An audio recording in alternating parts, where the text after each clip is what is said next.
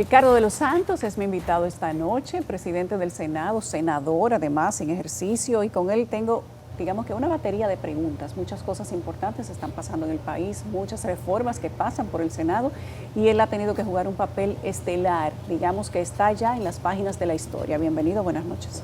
Sí, gracias, buenas noches. ¿Qué dice el presidente del Senado? Un placer para mí, de verdad, compartir contigo. Lástima que no me invite más frecuentemente. Tiene muchas ocupaciones, no es como antes, que mi amigo venía a tomar café, ya no puede. No, pero no te preocupes, vamos a sacar el tiempo. Le falta un año. Ese café espera un año, no hay problema. No. ¿Cómo está el Senado? Todo bien, gracias a Dios, todo marcha. Ya viste que precisamente en el día de ayer cogimos lo que es los miembros titulares y suplentes de la nueva Junta Central Electoral. Fue una elección sin mucho ruido. Sin mucho ruido, inclusive se votó a unanimidad. Primera vez que se reelige un presidente de la Junta Central Electoral. Usted está más veces en la historia de lo que usted piensa. Ah, sí, ahí claro está la reelección del mismo. Todo el país vio que la Junta Central Electoral hizo un trabajo a la altura de las circunstancias, por eso quisimos ser lo más justo posible. Quedaron 4 de los 5 titulares. ¿Y los que no quedaron, por qué fue? No sé cuál sería el término por el cual no hayan quedado, porque eso tú sabes que lo maneja una comisión y lo envía al Pleno. El Pleno envió y se sometió por plancha, inclusive. Llevaron una terna, las ternas que establece el reglamento, y de las ternas pues se sometió por plancha, y en la plancha quedó fuera Patricia. Los otros titulares quedaron, entraron nuevos suplentes, salieron algunos. Es decir, y entró un nuevo titular. Y entró un nuevo titular que era suplente. Que era suplente. Se quedó todo, digamos, dentro del mismo entorno.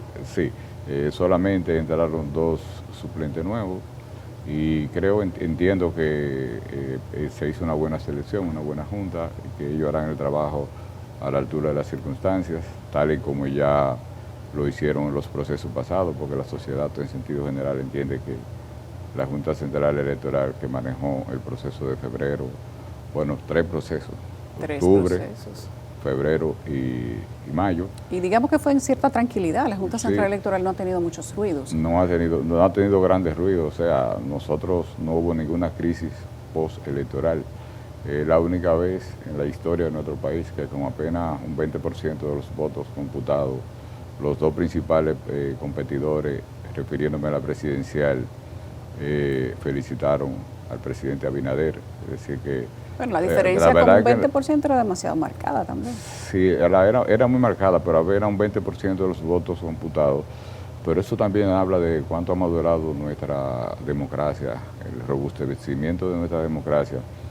Tiene mucho que ver con eso, porque tú recuerdas que desde antes de empezar a contar los votos ya se empezaba a denunciar fraude, de que hicieron esto, que hicieron aquello, y gracias a Dios... El papel de la Junta tiene mucho que ver también. Claro, el trabajo que haga la Junta, la Junta hizo un tremendo trabajo, inclusive.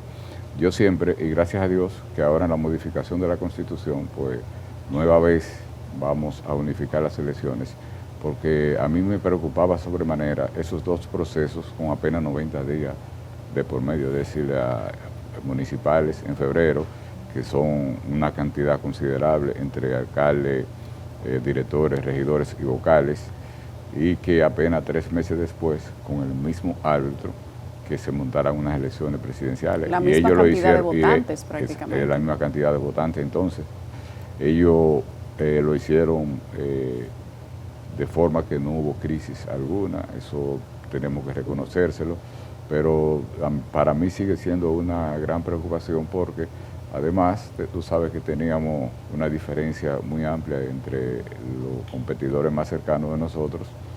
Se veía la diferencia muy grande, y eso también te da cierta facilidad para tú hacer un trabajo. Vamos a ver si en un momento en que haya más competencia, si los resultados son los mismos. Entonces a mí siempre eso me ha preocupado, esos 2 procesos.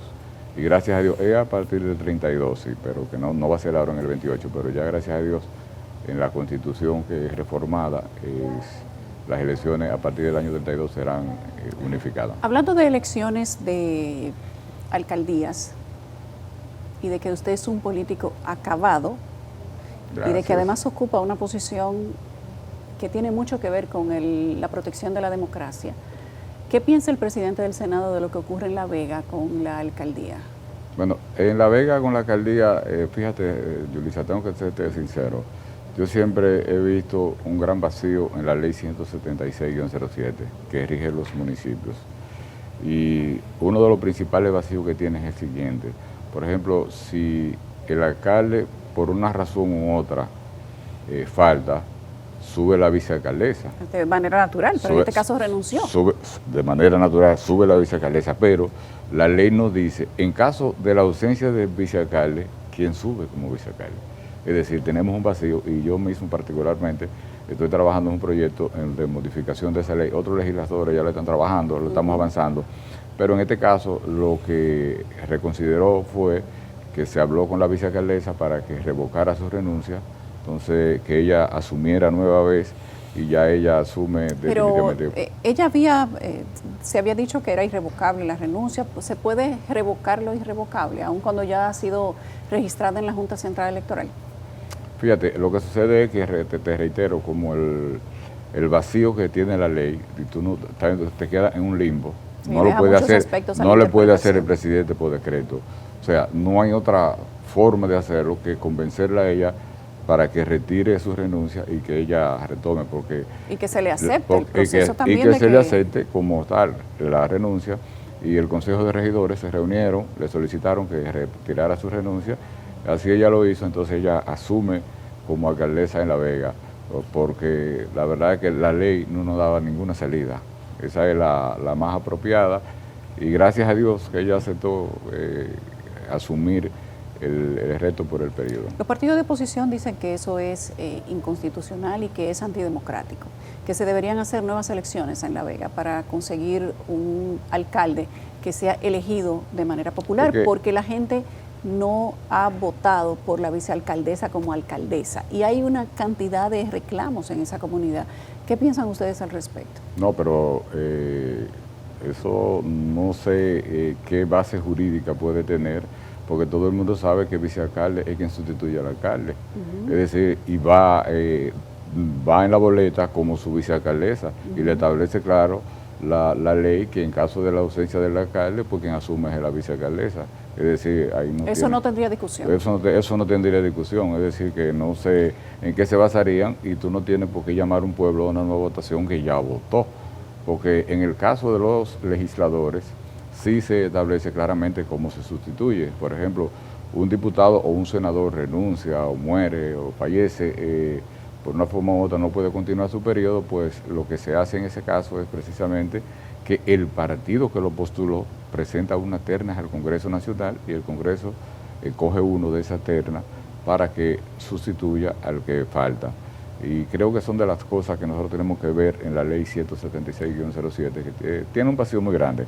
Te reitero, en mi provincia, en el municipio de Cabecera, murió el alcalde, bienvenido a la Sala Ñeñe, y sube la vicealcaldesa, pero la ley no te dice, entonces, cómo se sustituye a la vicealcaldesa. Es decir, esa vicealcalde que sube a alcaldesa, tuvo que terminar el periodo sin un vicealcalde, porque la ley no contempla la sustitución del vicealcalde. ¿Se puede decir entonces que la situación de La Vega está resuelta?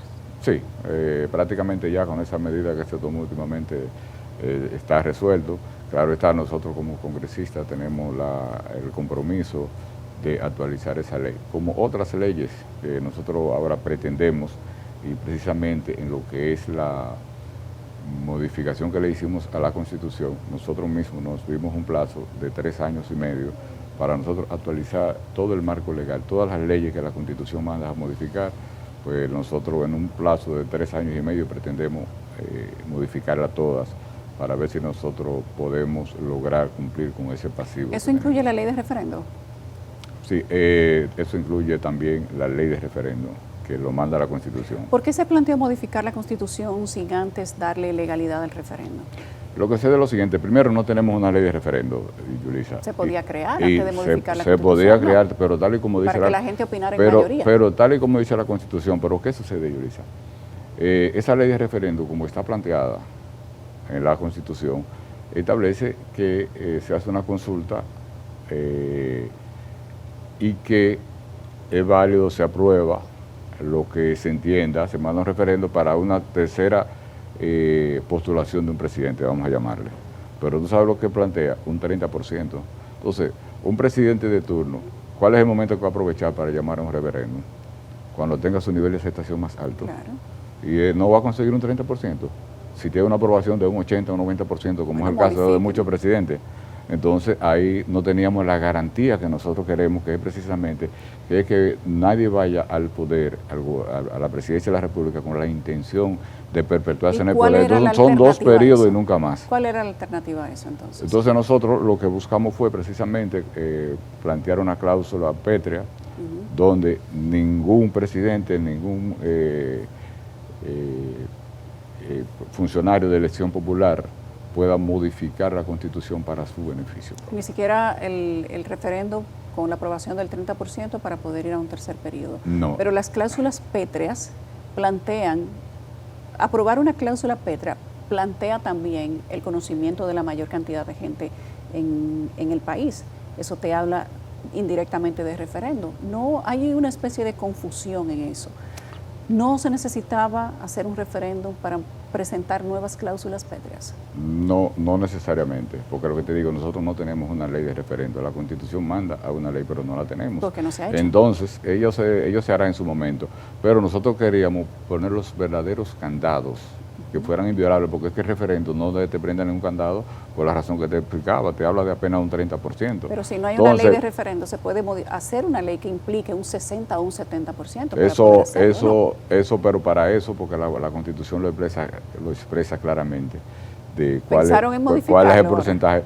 No pensamos en modificarlo porque nosotros entendemos que ya con lo que se estableció ya es insuficiente, e inclusive ya una ley de convocatoria a la Constitución para modificar la Constitución que verse sobre el que el presidente de turno quiera modificar la Constitución para perpetuarse en el poder, ya ese proyecto de ley es inconstitucional. O sea, no hay forma alguna de violar ahora sí tienes verdaderos candados de la Constitución para que todo el que vaya al poder como presidente de la República sepa que tiene la oportunidad a 2 periodos y nunca más. Para la gente que nos está escuchando, a partir de esta Constitución, ¿es inconstitucional presentar una modificación para ampliar el proceso de periodo presidencial? Correctamente. Entonces ya desde la ley de convocatoria, tal y como establece el artículo 269 de la Constitución, que puede ser presentada por el Poder Ejecutivo o por la tercera parte de una de las cámaras, si versa sobre la posibilidad de aumentar el periodo constitucional, 2 periodos constitucionales en un presidente de la República, ya desde ahí es inconstitucional y no hay forma de que se pueda aplicar y que se puedan violar esos candados que verdaderamente nosotros le pusimos a la Constitución. ¿Cuáles fueron los principales desafíos, digamos, en materia de discusión, teniendo la Carta Magna, digamos que abierta en sentido general, siendo usted presidente del Senado? Sí, fíjate, lo más importante de todo esto ha sido la determinación del presidente Luis Abinader, que él determinó, yo voy a cumplir con mi palabra, y él es quien envía el proyecto de modificación al Congreso Nacional. Entonces nosotros tenemos que, en su momento, la historia le reconocerá a Luis, un hombre con 50 y tantos de años, que dice, yo termino aquí, yo creo en el modelo y creo en que se debe respetar la Constitución, porque la Constitución lo establece en el 124, de 2 periodos y nunca más. Pero, ¿qué sucede? En el 2002 se modificó, buscando la reelección, y un presidente de nosotros. En el 2010, que vino la gran modificación, se dejó esa brecha abierta y se modificó en el 2010, cuando ya Leonel Fernández estaba en un segundo periodo, que tampoco le aplicaba a él, por el mismo artículo 110 de la Constitución, la retroactividad de la ley. Entonces la modificó, pero también con la intención de que podía volver 8 años más, después que todavía está abierto. O sea, Leonel está habilitado. Esos eran los miedos de la oposición. Sí, entonces ese era el miedo que yo tenía. Entonces, porque entendían que quizás todos somos iguales. Entonces, en el 2015... Despejado ese miedo, ya no hubo problema. No, ya no. Pero en el 2015... Patriotismo a flote. Claro, en el 2015 se modifica la Constitución nueva vez y todo el mundo sabe que Danilo tenía la intención de beneficiarse de esa modificación también. ¿Y qué sucede? Que dentro de ellos mismos, que eran mayoría, tanto en el Senado como en la Cámara de Diputados, entonces ahí fue que colocaron el transitorio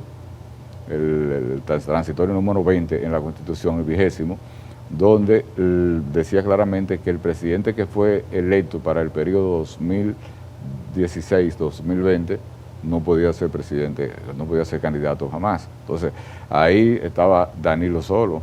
Ahora, con la decisión de Luis Abinader, ese es un club que aumentó en un 100%.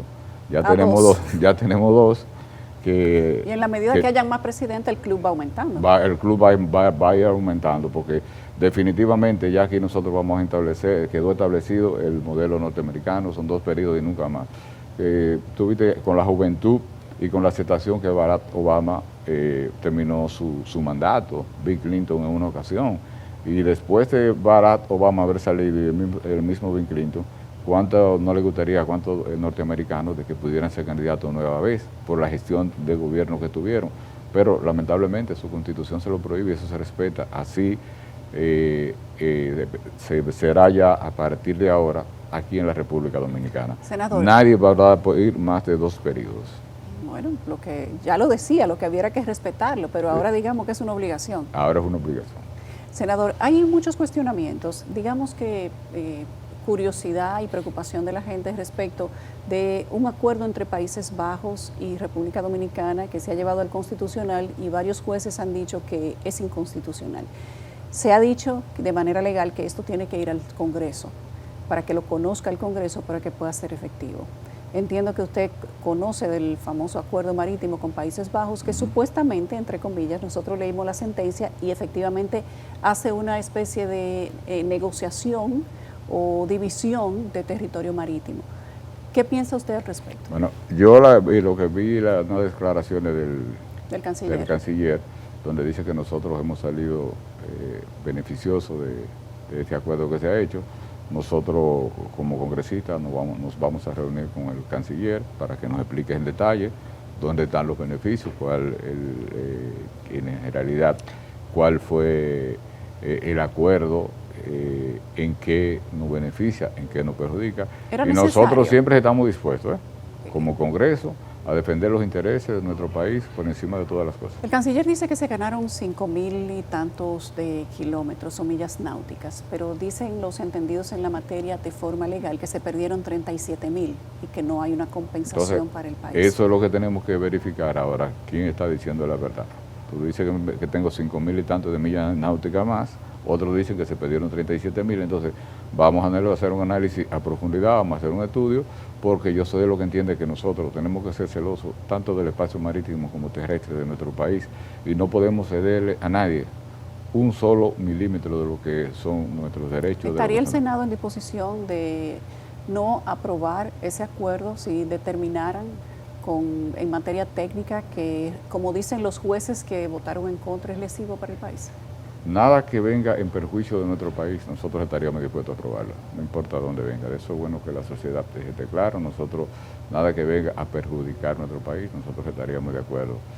Por eso nosotros le reiteramos de que nos vamos a reunir con el canciller para que nos explique con detalle dónde es y si en verdad verdaderamente nosotros tenemos beneficios que tampoco creo que nos debe interesar el beneficio de retomar lo que no es de nosotros, pero tampoco podemos ceder nada que corresponda a lo que es la República Dominicana. Conociendo que falta un año y que todavía tiene un año de esplendor, digamos que de presidencia del Senado, y que han habido muchos retos que se han presentado en el momento y se habla de desafíos frente a proyectos de ley que se necesitan para el buen manejo del país y que no se han llevado a cabo. ¿Cuáles son esos compromisos que tiene el presidente del Senado antes de salir de esa posición? Sí, gracias, Yulisa. Nosotros tenemos un gran compromiso, tal y como te decía, de actualizar la Constitución, todos los proyectos de ley que manda a ser modificados. Ya nosotros ahora mismo tenemos que modificar con carácter de urgencia lo que es la ley 13811, como la nueva forma, ahora la nueva composición de lo que es el Consejo Nacional de la Magistratura, eso con carácter de urgencia, porque recuérdate que tanto la Procuradora General de la República está vencida, como hay también varios jueces que están vencidos en la Suprema Corte de Justicia. Son temas que nosotros tenemos que Ahí está la Cámara de Cuentas también, como que no se está animando mucho la gente. La gente como que no se está animando. Vamos, yo invito a que todas aquellas personas que crean que tienen las condiciones que se inscriban, porque se han inscrito muy poco en la Cámara de Cuentas. Es verdad que ahí ha habido mucho ruido y eso, pero tenemos que tratar de que esta vez darle una mejor Cámara de Cuentas al país.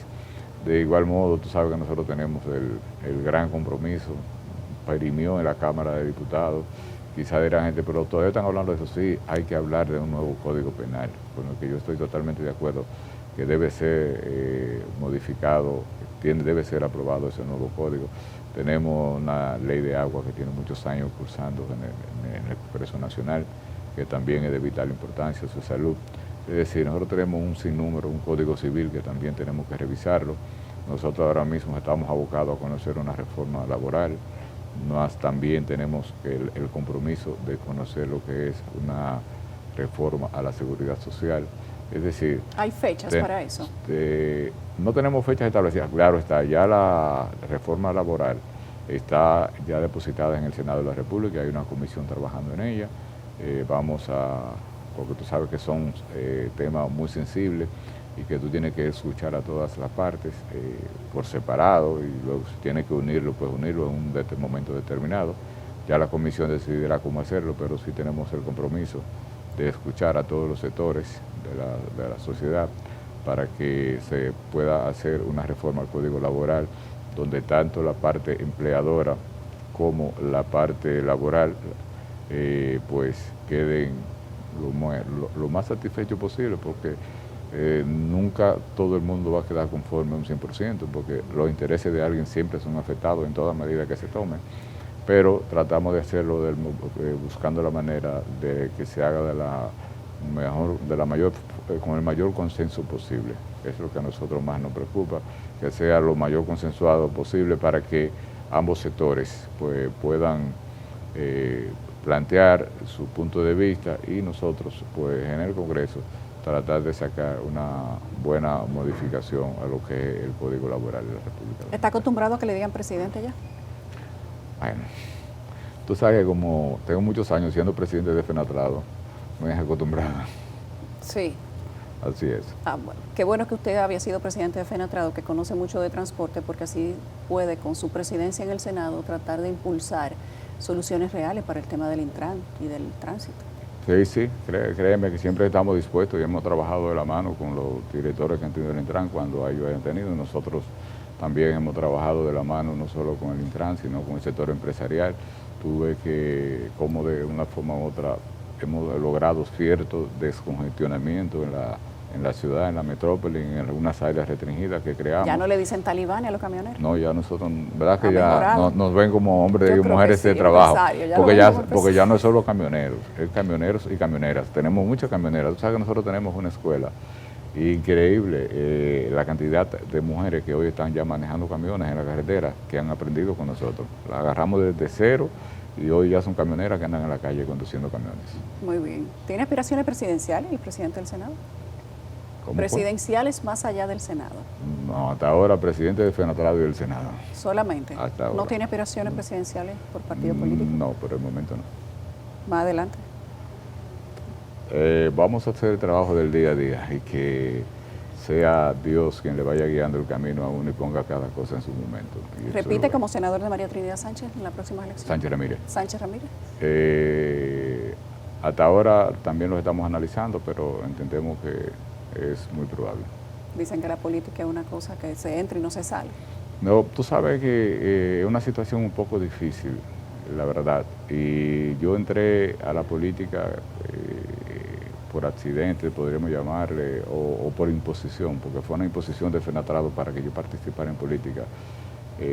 Trato de hacer trabajo donde quiera que esté a la altura de las circunstancias. Siempre me dedico a hacer la tarea que me corresponde, pero a sinceridad yo no entré a la política con ese ímpetu, con ese interés, ese amor a la misma.